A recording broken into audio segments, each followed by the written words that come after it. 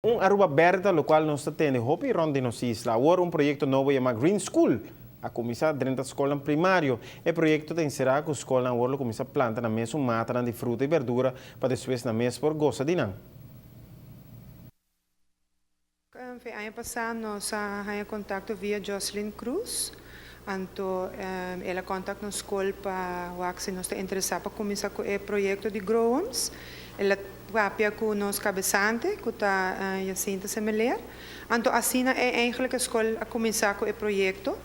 Na outubro nós fazemos uma apresentação chiquita também na hotel, agora toda tem conferência. Então, eigenlijk nós fazemos um test run com Matanan e na fevereiro vamos bisa outra classe a começar com o plantamento.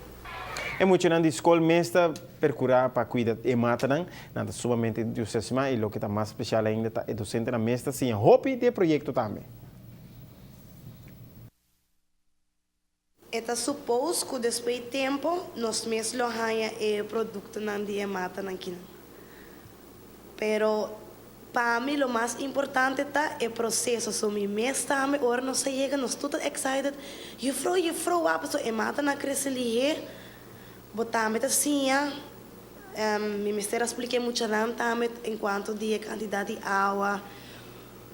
Mi mistério mostra não. Então assim o processo também é o mais doce que a mim está aquecendo então.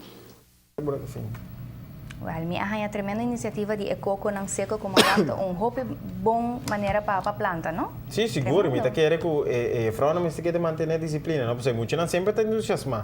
E corda bom, assim é ainda trempano, tem higri solo. Correto. E por botar na caminhando um tiki sombra, assim não te cresceu bem ali. Seguro que sim.